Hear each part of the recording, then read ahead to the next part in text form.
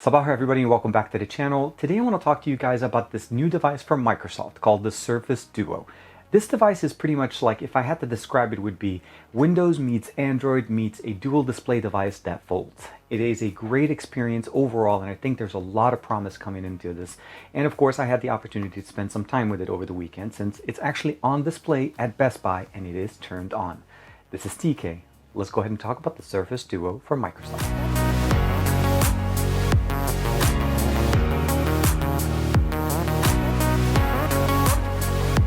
So before we go too far, make sure you like and subscribe and hit that bell icon so that you're always notified whenever we have new videos for you guys on the channel. The first thing I'll start off with is the design. It definitely has a very unique design. And at the stage that we are right now, as of August 31st, 2020, we are looking at pre-production software with final production hardware.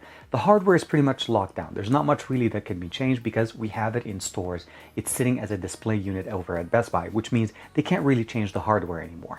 The software overall, for the most part, I'm pretty sure there's going to be more updates. There's going to be more things pushed out to it.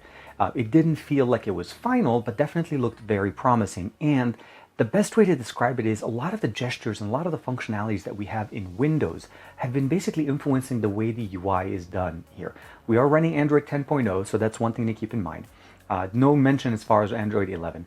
The Snapdragon 855 is going to be powering this with 6 gigs of RAM, and there's going to be two different variants, although the Best Buy model only had 128 gigs of internal storage, and to my understanding, no expandable SD card option.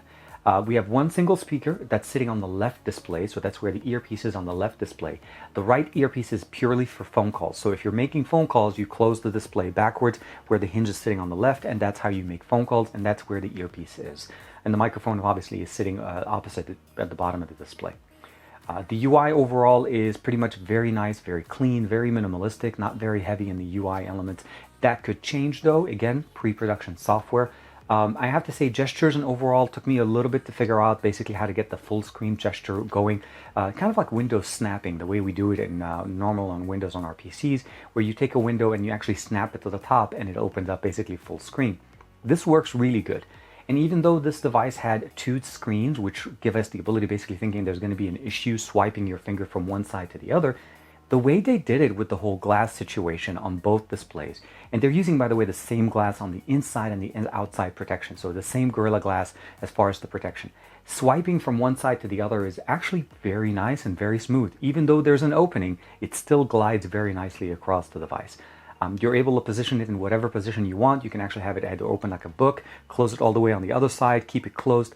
Although you do need to open it up if you have it closed to use it. There is no external display and there's no option to be able to do anything.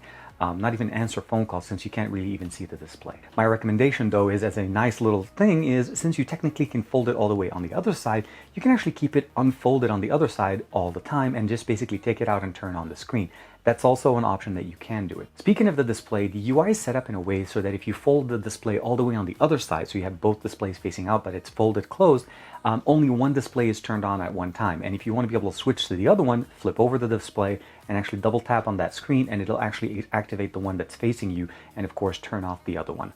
The cameras on here is pretty much not cameras. It's one 11 megapixel camera that's present on the front facing display on the inside. Obviously it's meant for mostly like, video calls and so on. But the camera UI actually works really nice. So if you fold it, again, you unfold it or you close it all the way where the displays are facing out, you're able to switch between the front display and the back display to be able to use a front-facing camera or make that same camera work as a back-facing camera by using the other display. So definitely the elements are very much almost at the final stages, I would say. But the overall experience of what I saw here is just the potential of what we have to see here. The actual device I feel like is very close to near basically final product. There is obviously some final processing there as far as software and so on. The dual apps that they showed us initially are not working at all, at least not in this build on this device, so hopefully that'll start working soon. But again, the functionalities and the things that you're going to be able to do with this are very, very nice. It is extremely thin, very, very thin, especially when you have it opened up all the way. When you have it closed, it's about the thickness of your smartphone and a little bit wider than your smartphone. So when you're looking at it on one display, it's a 5.6 inch display. And when you open all the way, you're looking at basically at an 8.1 inch basically tablet. So it is basically going to cover a lot of real estate. Definitely a two-handed operation device, not going to work with one. And of course, we're looking forward to seeing more and more updates and more things being pushed out to it. Price point right now is about $1,399 in the US, so roughly about $1,500, $1,600 depending where you are after you add taxes. Lastly, I do want to mention that the battery that we have here is a 3,500 milliampere battery. There is no wireless charging, no front-facing unlock as far as basically camera unlock. There's basically biometrics. It's going to be a fingerprint sensor as well as PIN on the display. So the overall experience that we're getting here essentially is an Android 10.0 based operating system with some customizations from Microsoft. You do get a chance to log in with your Microsoft account. After all, this is a Surface. And of course, you'll get all of the Microsoft suite of applications in there optimized to run on the dual displays. And I really like the fact that it is basically optimized to work in almost any shape. The hinge is very, very much a solid piece of hardware. The device feels very light. It is not heavy at all. And it is very, very promising. That's the best way I would say it. So let me know what you guys think. Are you pre-ordering the brand new Microsoft Surface Duo, or are you basically on the fence and you want to be able to check it out? Coincidentally, before you start heading over to your local Best Buy, make sure you give them a call.